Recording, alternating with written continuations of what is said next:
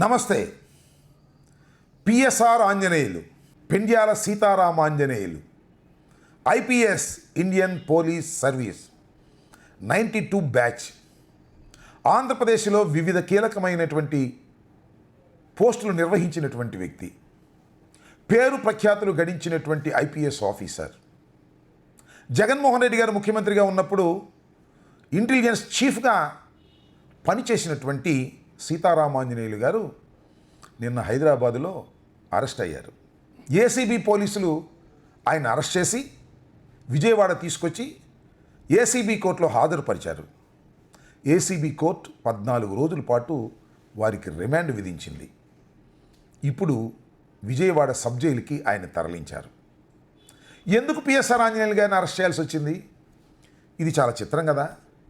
ఒక పోలీస్ ఆఫీసర్ని, దట్టునే Indian police సర్వీస్లో ఉన్నటువంటి వ్యక్తిని సామాన్యుని అరెస్ట్ చేసినట్టు అరెస్ట్ చేస్తారే, ఏమిటిది అనేది చాలా ఆశ్చర్యం. అదే చంద్రబాబు నాయుడు గారు తప్పిదం చేస్తున్నటువంటి అంశం అనేది నా అభిప్రాయం. చంద్రబాబు నాయుడు గారు ఒక చరిత్ర సృష్టించారు. ఎందుకంటే ఆయన ఇంతకు ముందు 14 సంవత్సరాలు ముఖ్యమంత్రిగా పనిచేశారు. ఇప్పుడు 11 మాసాలు ముఖ్యమంత్రిగా పనిచేస్తున్నారు. సరే, రాజకీయ నాయకులను అరెస్ట్ చేయటం లేదా సోషల్ మీడియా వాళ్ళని అరెస్ట్ చేయటం అనే విషయాన్ని పక్కన పెడితే, ఒక ఇండియన్ పోలీస్ సర్వీస్లో ఉన్నటువంటి వ్యక్తిని సస్పెండ్ చేశారు, అరెస్ట్ చేశారు. ఒక చరిత్రే సృష్టించారని చెప్పాలి. ఈ చరిత్ర ఒక చెడు చరిత్ర, ఒక చెడు సాంప్రదాయం. ఈ సాంప్రదాయం రాబోయే కాలంలో అనేక అనర్థాలకు దారి తీసేటటువంటి ప్రమాదం ఉన్నదనేది నా ఆందోళన. అది పిఎస్ఆర్ ఆంజనేయులు గారా, లేకపోతే విశాల గున్నీనా, లేకపోతే రాణానా, ఎవరనేది కాదు ఇక్కడ అంశం. ఒక ఐపీఎస్ ఆఫీసర్, ఎవరు వాళ్ళు? ఈ సమాజంలో జరుగుతున్నటువంటి నేరాలను గమనించి రిపోర్టులు తీసుకొని నేరస్తుల్ని శిక్షించవలసినటువంటి వ్యక్తులు ఐపీఎస్ అధికారులు, పోలీస్ డిపార్ట్మెంట్. జరిగింది ఏమిటి? ఎందుకు పిఎస్ఆర్ ఆంజనేయులు గారిని అరెస్ట్ చేశారు అంటే, ఇక్కడ మనం కొద్దిగా డిస్కస్ చేయాల్సినటువంటి అంశాలు ఉన్నాయి. అదేమిటంటే, కాదంబరి జత్వాని ముంబైలో ఒక చిన్న నటి. ఆమె మీద చాలా కథలు ఉన్నాయి. అవి ఏమిటాయంటే, చాలామంది ఇండస్ట్రియలిస్టుల్ని ఆమె ట్రాప్లో పెట్టి బ్లాక్మెయిల్ చేసి డబ్బులు దండుకున్నది అని. ఆమె మీద అనేక కేసులు కూడా ముంబైలో రిజిస్టర్ అయి ఉన్నాయి. ఎవరిని అడిగినా ఈ కథలు పుంకాలుగా చెప్పేటటువంటి పరిస్థితి ముంబైలో ఉన్నాయి. అలాంటి మహిళ మీద ఒక కేసు పెట్టి ఆ కేసు రిజిస్టర్ చేసి ముంబై వెళ్ళి పట్టుకొచ్చి కోర్టులో ప్రొడ్యూస్ చేశారు అనేది ఇవాళ పిఎస్ఆర్ ఆంజనేయులు గారి మీద ఉన్న నేరారోపణ. నాకేం అర్థం కాల. ఇలాంటి ఎన్ని చేసి ఉంటారు పిఎస్ఆర్ ఆంజనేయులు గారు తన హయాంలో, అంటే తన సర్వీస్లో? అంతేకాదు, ఒక సిఐ, ఒక ఎస్ఐ ఎంతమంది మీద కేసులు పెడతారు, ఎంతమందిని కోర్టులో ప్రొడ్యూస్ చేస్తారు? ఇవన్నీ నిత్యం వారి డ్యూటీలో జరుగుతున్నటువంటి కార్యక్రమాలే కదా. డ్యూటీలో చేసినటువంటి విషయాన్ని కక్ష పెట్టుకున్నారు నారా చంద్రబాబు నాయుడు గారు. ఎందుకు కష్టపెట్టుకున్నారు అంటే, ఆయన ఇంటెలిజెన్స్ చీఫ్గా ఉన్నప్పుడు చంద్రబాబు నాయుడు గారిని అరెస్ట్ చేయటం, రిమాండ్ చేయటం, 53 రోజులు జ్యుడిషియల్ రిమాండ్లో అట్టిపెట్టడం వలన దీని అంతటికీ కారణం కొంతమంది పోలీసు అధికారులని ఆయన భ్రమపడుతున్నాడు. ఆయన చేసిన నేరం వల్ల ఇది జరిగిందని అనుకోవడం వల్ల, అందువల్ల ఎవరైతే తన్ను లోపల వేయడానికి సహకరించారని భావిస్తున్నారో వారందరి మీద కక్ష తీర్చుకోవాలనేటువంటి క్రమంలోనే ఇలాంటి ఫాల్స్ కేసు అన్నీ పెట్టి లోపలేసే కార్యక్రమం చేస్తున్నారు. చాలా పెద్ద దుష్ట సాంప్రదాయం. ఈ సాంప్రదాయం ఆంధ్ర రాష్ట్రంలో రాబోయే కాలంలో చాలా ప్రమాదాలకు తీసుకొస్తుందనేదే నా ఆందోళన. ఇక్కడ గమనించవలసిన అంశం ఒకటి ఉన్నది. సీతారామాంజనేయులు గారు ఆయన హయాంలో ఇంటెలిజెన్స్ చీఫ్గా ఉన్నప్పుడు మరి విశాల్ గున్నీ గారు కానీ, టాటా కానీ వీళ్ళు కేసు రిజిస్టర్ చేశారు. ఎవరు ఇస్తే కేసు రిజిస్టర్ చేశారు? కుక్కల విద్యాసాగర్ మా పార్టీలో పోటీ చేసి తర్వాత రాజకీయాల నుంచి దూరం అయిపోయాడు. ఆయన కూడా బాగా ఇండస్ట్రియలిస్టు. ఆయన్ని జత్వాని ట్రాప్ చేసిందని, జత్వాని డబ్బులు కాజేసిందని ఆయన ఆరోపించాడు.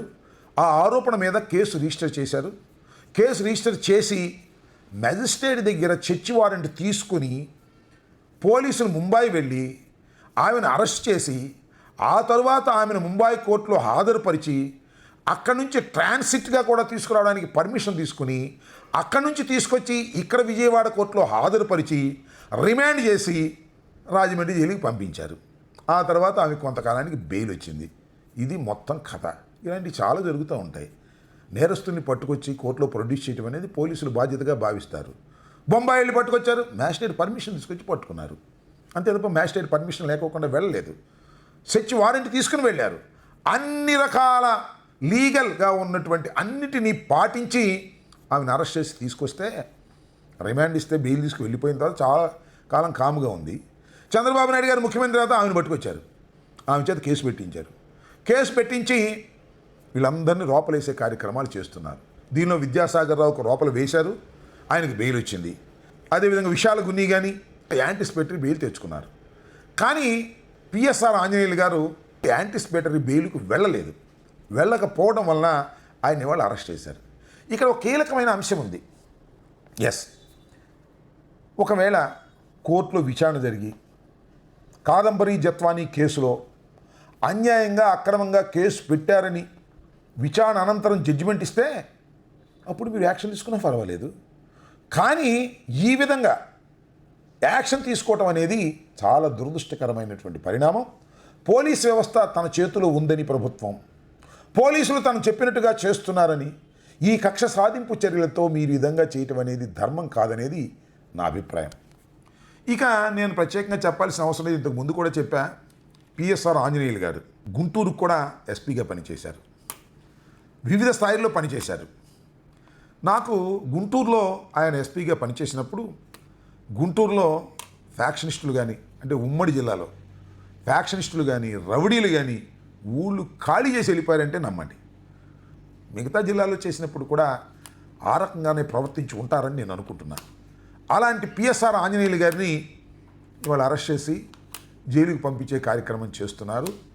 దీంతో చంద్రబాబు నాయుడు గారు చాలా సంతృప్తి చెంది ఉంటారనుకోండి, చెందనివ్వండి, అభ్యంతరం ఏం లేదు. దాంతోపాటు ఈనాడు, ఆంధ్రజ్యోతి, ఈ మీడియాలో ఉన్నాయి కదా, వాళ్ళు చెప్తున్నారు సీతారామాంజనేయులు గారిని అరెస్ట్ చేసి తీసుకొస్తే ఆయన రాయల్గా టచ్ చేసుకుని నవ్వుతూ ఏసీబీ ఆఫీసులోకి వెళ్ళాడని, నవ్వుతూ కోర్టులోకి వెళ్ళాడని. అంటే ఏడవాలన్నమాట. పిఎస్ఆర్ ఆంజనేయులు గారు లేదా ఎవరైనా అరెస్ట్ చేస్తే చంద్రబాబు నాయుడు గారి హయాంలో వాళ్ళు లబోదిబోమని ఆడవాలి, లబోదిబోమని ఏడవాలి. అది మీకున్నటువంటి ఒక సైకో మనస్తత్వం. పిఎస్ఆర్ ఆంజనేయులు అనేటువంటి వ్యక్తి అనేక మందిని అరెస్ట్ చేశాడు, అనేక మందిని జైలుకి పంపించాడు, అనేక మందిని శిక్షించడానికి దోహదపడ్డాడు చట్ట ప్రకారంగా. ధైర్యంగా ఎదుర్కొనే స్వభావం ఉంది కాబట్టే యాంటిసిపేటరీ బెయిల్కి వెళ్ళలేదని మనం చేస్తున్నాం. అంతేకాదు ఇంకొక విషయం చెప్పాలి ఇక్కడ. ఆయన వాళ్ళ కోర్టులో ప్రొడ్యూస్ చేస్తే తన కేసును తానే వాదించుకున్నాడు. తానే జడ్జి గారి ముందు వివరాలన్నీ కూడా వివరించి చెప్పేటటువంటి ప్రయత్నం చేశారు. అఫ్కోర్స్ రిమాండ్కి పంపించారనుకోండి, చూద్దాం ఎన్ని రోజులు పిఎస్ఆర్ ఆంజనేయులు గారు లోపల ఉంటారు అనేది. అంటే ఇవాళ చిత్రం ఏంటంటే పిఎస్ఆర్ ఆంజనేయులు గారి చుట్టూరా ఆయన పట్టుకొచ్చిన వాళ్ళందరూ కూడా ఆయనకి సలాములు కొట్టి ఆయన దగ్గర పనిచేసినటువంటి వ్యక్తులే. వారే ఇవాళ తీసుకొచ్చేటటువంటి కార్యక్రమం చేస్తున్నారు. సరే, అది పైన ఉన్నటువంటి ప్రెషర్, పొలిటికల్ ప్రెషర్ అనుకోండి. ఈ సందర్భంగా నేను ఐపీఎస్ ఆఫీసర్లు, నాకు చాలామంది తెలుసు, చాలా సిన్సియర్గా పనిచేసే ఐపీఎస్ ఆఫీసర్లు ఉండబట్టే ఇంకా చట్టం, ఇంకా లా అండ్ ఆర్డర్ ఇంకా ఫెయిల్ కాకోకుండా ఉంది. కారణం ఏంటంటే చాలామంది ఐపీఎస్ ఆఫీసర్లు అందరికీ కూడా నేను ఇక్కడ సవినయంగా మనవి చేసేది ఒక్కటే. పిఎస్ఆర్ ఆంజనేయులు మీ కొలీగ్, ఆయన స్వభావం ఏంటో మీకు బాగా తెలుసు. ఆయన్ని ఈ రకంగా తప్పుడు కేసులు పెట్టి అరెస్ట్ చేస్తే రేపు ప్రభుత్వాలు మారినప్పుడు ఇప్పుడున్నటువంటి ఐపీఎస్ ఆఫీసర్లు, దీనికి దోహదం చేసినటువంటి ఐపీఎస్ ఆఫీసర్ల పరిస్థితి ఎలా ఉంటుంది? యువతల ప్రభుత్వాలు కూడా కక్షపడితే దీన్ని కొద్దిగా లోతుగా ఆలోచించుకోవాల్సినటువంటి అవసరం ఉందని కూడా ఈ సందర్భంగా నేను మనవి చేస్తున్నాను. పిఎస్ఆర్ ఆంజనేయులు గారు ఐపీఎస్ ఆఫీసర్ కాబట్టి ధైర్యవంతుడు, ఎదుర్కోగల శక్తి ఉన్నటువంటి వ్యక్తి. ఖచ్చితంగా ఆయన చాలా త్వరగా బయటకు వస్తాడనుకుంటున్నాను. అంతేకాకుండా ఈ కేసు నిరూపణ అయ్యేటువంటి కేసు కాదు, ఆధారాలు లేనటువంటి కేసు, అక్రమైనటువంటి కేసు. చివరికి ఈ కేసు కొట్టేసే కేసే తప్ప మరొకటి కాదనే విషయాన్ని కూడా ఈ సందర్భంగా నేను చెప్పదలుచుకున్నాను.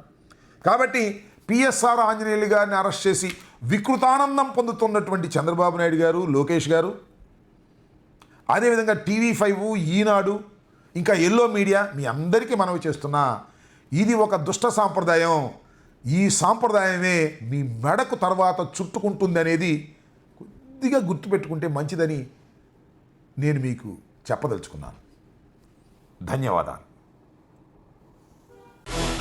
Stay aware, stay bold.